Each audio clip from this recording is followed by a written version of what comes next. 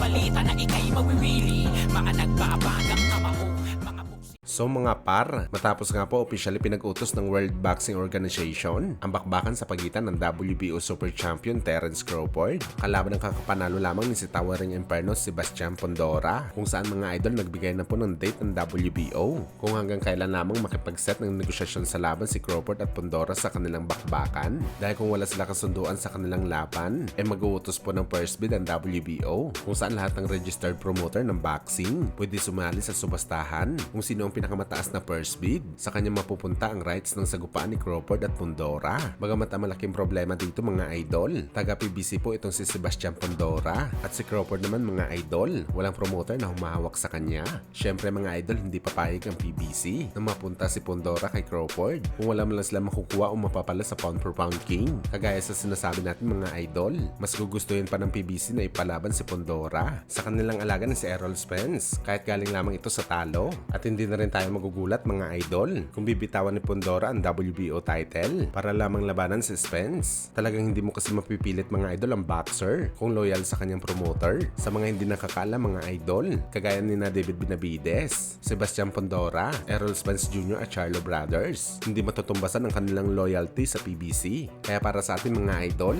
kahit meron utos ang WBO sa bakbakan ni Fundora at Crawford, palagay natin mga idol, sa huli si Spence pa rin ang makakalaban ni Fundora. Kagaya ito mga idol noong 2021 sa ating pambansang kamao Manny Pacquiao, kung saan halos nagkaranda pa si Crawford at Bob Arum na kunin ang laban kay Pacman. Pero ang ending mga idol, napunta pa rin si Pacman sa laban kay Spence. Nagbigay pa nga ng kondisyon si Pacman dati sa kampo ni Crawford. Nalalaban lang ito sa kanya kung meron ito 20 to 40 million US dollars na kanyang maging guaranteed purse money. Sabi ng iba mga idol, sinadya daw ni Pacman na manghingi ng malaking halaga na hindi kayang ibigay ni Crawford dahil ayaw daw talaga nito lumaban sa undefeated boxer. Pero hindi natin alam mga idol, nakaperma po ng kontrata si Pacman sa PBC. So kung lalabanan nito si Crawford, kailangan talaga ni Pacman magpadula sa PBC para payagan siya na lumaban under sa top rank. Kaya ganun kalaki ang hinihingi ni Pacman ng guaranteed purse money. Pero hindi natin sinasabi mga idol na ganito ang naging senaryo. Kadalasan ito talaga nangyayari kapag magkaibang promotion ang dalawang fighter.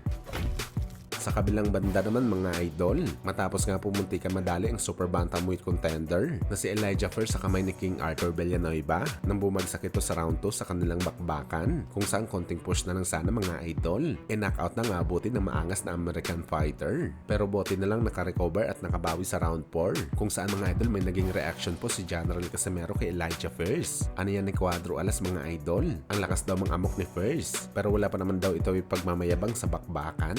Kay Villanueva pa lang daw mga idol, nahirapan na siya manalo sa malalakas pa kaya sa bakbakan. Pwede kita mag-angas sa naatay kabuga.